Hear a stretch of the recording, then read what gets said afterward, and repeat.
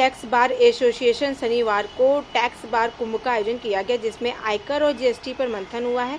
BHU के संकुल विज्ञान संकाय के सभागार में सेमिनार का उद्घाटन मुख्य अतिथि इलाहाबाद हाई कोर्ट के न्यायमूर्ति जे मुनीर ने किया। सेल टैक्स बार एसोसिएशन के चेयरमैन रमेश कुमार गिनोडिया ने कहा कि इनकम टैक्स में जो भी परिवर्तन हुआ है उसको यहाँ वकीलों को बताया गया है, जो जीएसटी के सरलीकरण को लेकर के भी सरकार से उम्मीद की गई।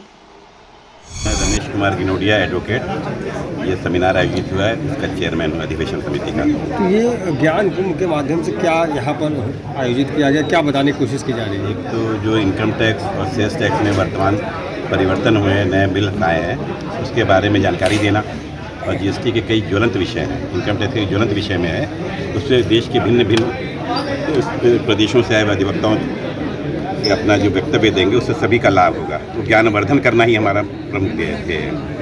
तो आज के कार्यक्रम में चीफ गेस्ट कौन थे और क्या किस विषयों पर चर्चा हुई शुरुआती? आज के कार्यक्रम के मुख्य 3 न्यायाधीश श्री जे मुनीर सर हैं, दूसरे न्यायाधीश भी आ गए हैं जो दूसरे सत्र के मुख्य अतिथि रहेंगे, श्री जस्टिस अनीश कुमार गुप्ता जी। वो जो ओपनिंग सेशन हुआ उसमें क्या कुछ चर्चाएँ हुई?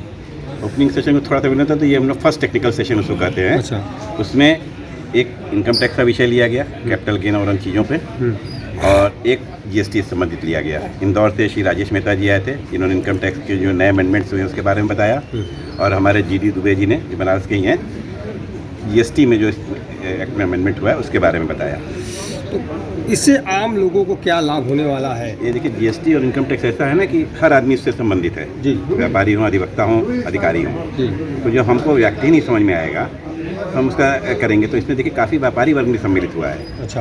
व्यापारी वर्ग सम्मिलित हुआ तो उसको मालूम नहीं कि इनकम टैक्स में कितना छूट हो गई है, हम ये करेंगे तो कहाँ हमको पेनल्टी लगेगी, क्या अभी मैंने हर समय लॉ चेंज होता रहता है। हर साल जो अमेंडमेंट आते हैं वो बड़े इंपॉर्टेंट होते हैं। जो अमेंडमेंट बजट में सरकार ने 12 लाख रुपए तक का जो कर छूट दिया है, सरल शब्दों में कैसे आदमी समझेगा उसको? 12 लाख तक आपकी आमदनी है, कोई टैक्स नहीं है।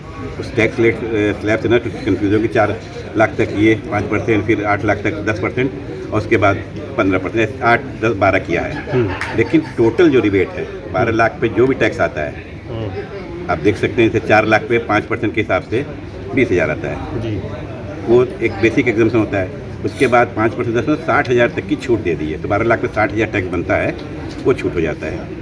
सर, यहाँ क्या जीएसटी पे भी कुछ ऐसी बातें रखी गई जो कहीं ना कहीं आज भी जीएसटी लोगों की समझ से परे, या कुछ ऐसे उसके प्रावधान है जो लोग उसको समझ नहीं पा रहे हैं? जीएसटी पे मैंने स्वयं बोला था कि बहुत ही जटिल प्रावधान है इसको सिंप्लीफाई करना चाहिए। अभी इनकम टैक्स में अमेंडमेंट आया है, बिल पेंडिंग है, तो 1600 पेज को 600 पेज में कर दिया गया है। सारे जो पुराने कानून जो लागू नहीं थे उनको हटा दिया गया है। तो सरलीकरण बहुत ज़्यादा आवश्यकता है कि भाषा सरल होनी चाहिए, तर्कसंगत होनी चाहिए, व्यावहारिक होनी चाहिए, स्पष्ट होनी चाहिए, संक्षिप्त होनी चाहिए। बहुत विशाल है, इसमें ऐसी चीज़ संशोधन की आवश्यकता है। जो बातें यहाँ निकल कर आएंगी, क्या उसको सरकार से अवगत कराया जाए? एकदम निश्चित रूप से। एक फोरम होता है, देखिए सेमिनार एक फोरम होता है। हम लोग का एक्सेस बार एसोसिएशन, सबसे बड़ा बार एसोसिएशन है यहाँ उत्तर प्रदेश का। तो जो भी बातें छन के आएंगी, इसका हम एक मेमोरेंडम बनाएंगे, और जहाँ भी संबंधित अधिकारी हों, काउंसिल हो, सभी को उसको भेजा जाएगा अपने माध्यम से और अन्य संगठनों के माध्यम से।